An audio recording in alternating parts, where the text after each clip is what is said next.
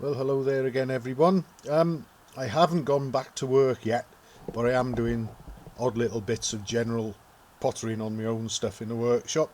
And of course, I've recently dealt with a fuel tank and fuel tap issues on my latest Triumph Tiger Cub build, which led me to sort of consider and think about making this video actually. So here we go.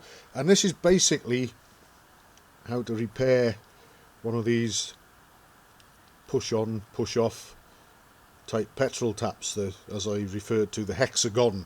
You push the hexagon inwards to turn the fuel tap on, open it, and push the plain end to switch it off. And there's a sliding plunger with a hole in it there.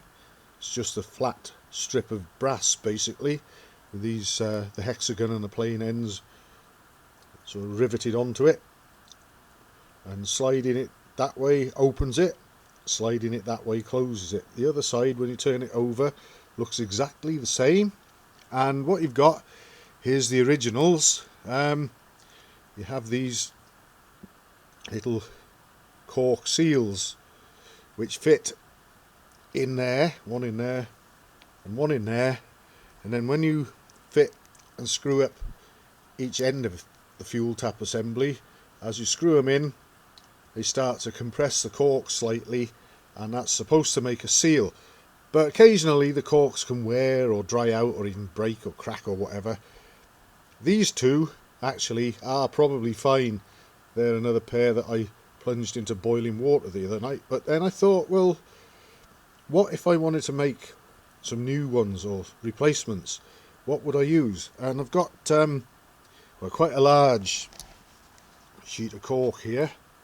It's about 2mm thick. I think it's a little over 2mm, and I've just been playing about with some various little offcuts of it that I've got, and I'll show you what I've been doing. In fact, well, here's one I made earlier, as they say on all the best children's television shows.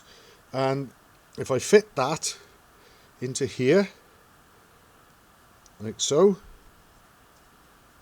and screw one of the ends in, doesn't matter which way up it goes actually, see that I've already got quite a firm sliding fit, that plunger now, because I've screwed this in and compressed the cork and made a good sealing fit. Now I'll make a new one for this end. I'll demonstrate what I do, or what I did. I got this hole punch. This is 1/2 inch diameter hole punch.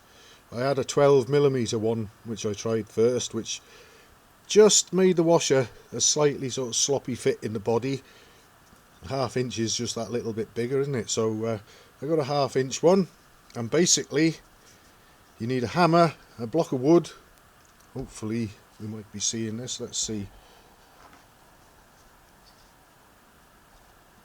Oh, we're in view there. Basically rest the cork, the sheet of cork, on the block of wood, put the hole punch in, a couple of whacks, and got a hole in the cork, and the bit I want is inside the hole punch. Push that down, it'll come out the other end. It's a bit of a fiddle. Here it comes. Right, that's my disc, that's what I want. The next thing to do is use this. Now these are made for like if you work with leather, making leather belts and whatever, nice little hole punches. And I'm on, I don't know what sizes these are, but I'm on the 4th, going from the smallest, counting upwards, I'm on the 4th punch, or hole piercer. Basically, I've just got to try and centre this up, my cork disc, so it's in the middle. We want to get a hole made in the centre of it. That looks about right to me. And press, squeeze, and while it's held down, squeezed down, just give the cork disc a little bit of a twist there. Now let go, and there's our nice fresh cork disc with a hole in the middle of it, ready to go in the other part of our fuel tap, like so. There it is, and you can see the hole there. You might even be able to see right through. See, it's open. Close it.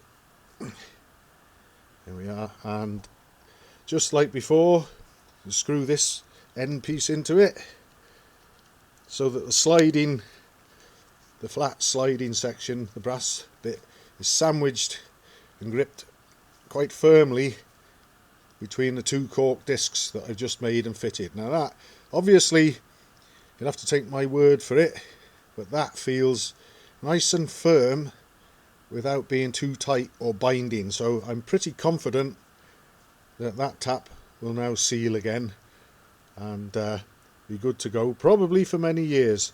So that's it, just a few basic tools, a hammer, wooden block, a 1/2 inch diameter hole punch, and one of these, which I think are not too hard to come by. So leather working tool there, hole punch, I'm not quite sure what you call them, but I've had these for years and they're very useful for making certain types of gaskets that need small holes as well. Very useful bit of kit. But there we are, we've now got one of these fuel taps all ready to go back into service, and let the fuel through when it's switched on, stop it when it's switched off, and not leak. That's how I did it. So I just thought I'd share that with everyone. It might be of interest to some, might be completely tedious and boring to others, but there you go. Happy Christmas.